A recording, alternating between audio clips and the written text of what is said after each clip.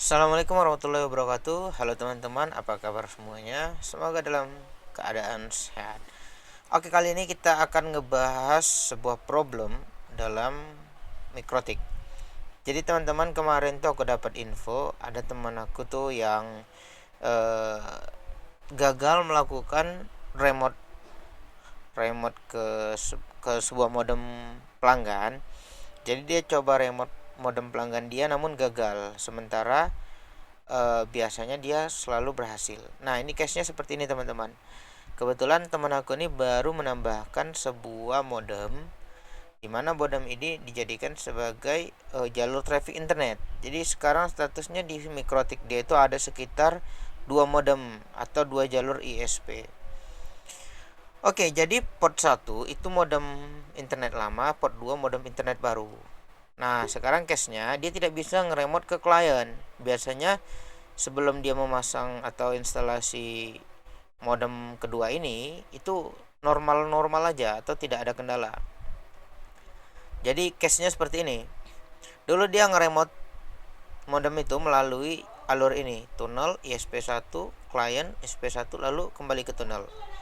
Jadi begitu pula sekarang case-nya adalah dia melakukan tunnel melalui ISP1 lalu sampai ke klien, dijawab oleh klien namun melalui ISP2. Nah, ini nggak jumpa teman-teman.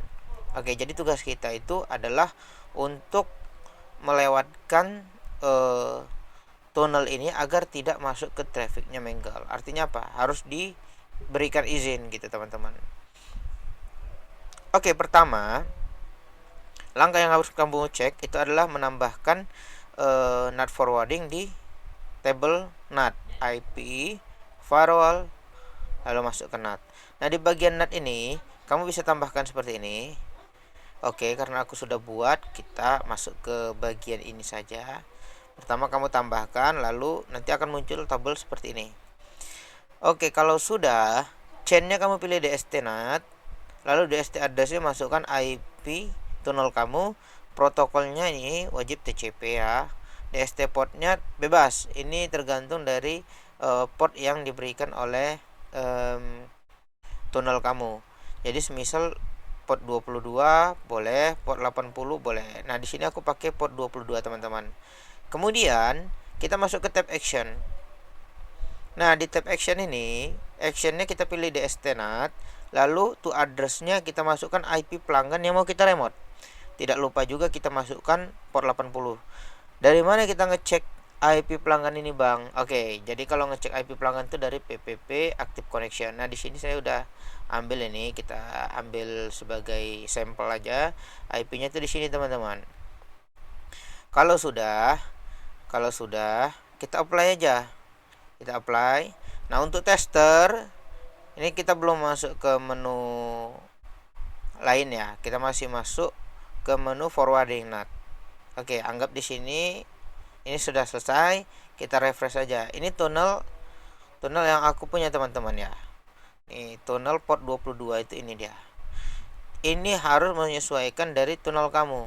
Nah, bagi kamu teman-teman semua yang pengen berlangganan tunnel, kamu bisa kontak aku di bawah atau dari email bisa juga. Oke, jadi kalau seandainya kita buka di Google atau di Chrome itu tidak bisa teman-teman. Oke, kita coba tes lagi. Tidak bisa ya. Karena apa? Karena trafficnya itu tidak diizinkan atau tidak kembali ke ISP yang sama.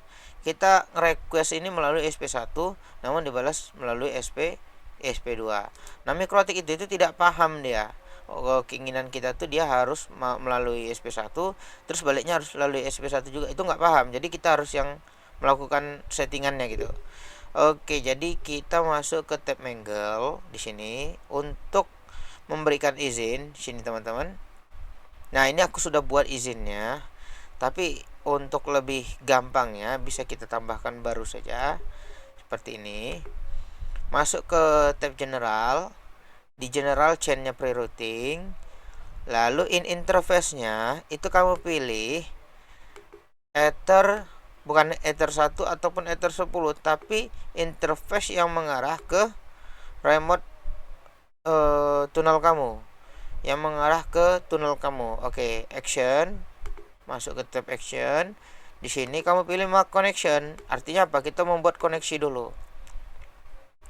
New connection marknya apa? Kita buat con 1 baru. Oke, tester ini untuk tes saja nih teman-teman. Passwordnya jangan lupa di checklist. Kalau enggak ini enggak akan dijalankan atau enggak akan diteruskan nanti. Kita apply. Oke. Nah, ini kenapa enggak ada di sini, Bang? Dia posisinya ketika kita buat mangle itu akan di drop ke yang paling bawah, teman-teman. Nanti kita cek. Oke, setelah itu kita tambahkan lagi ini untuk memberikan izin, teman-teman. Chainnya pre-routing, lalu connection marknya kita pilih con 1 baru yang tadi kita buat, actionnya kita accept.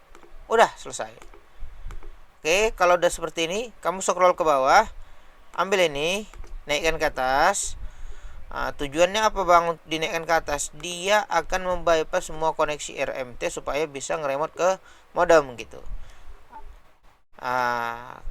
Jadi dia tidak masuk ke bagian sini, teman-teman. Nah, ini yang bikin dia tidak bisa di remote. Karena kita bisa traffic ya antara modem ISP1 dan modem ISP2. Sehingga remote manajemennya, remote modemnya tidak berjalan. Untuk itu kita harus nge-bypass posisinya paling atas. Seperti ini. Kalau sudah, kita bisa tes lagi, teman-teman. Oke, nah ini sudah berhasil, teman-teman.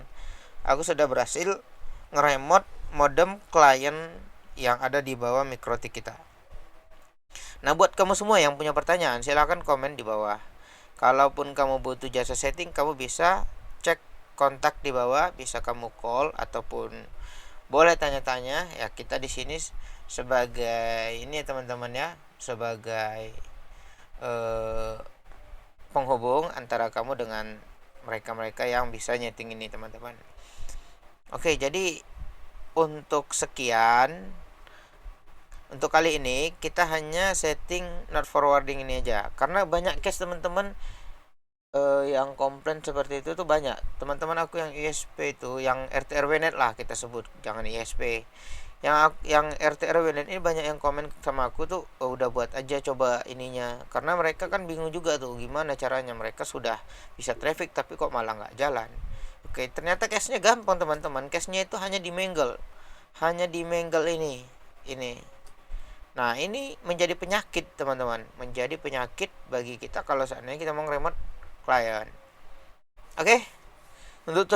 Untuk tutorial kali ini cukup sekian, teman-teman. Kalau misalnya seandainya kamu ada pertanyaan, kamu bisa komentar di bawah.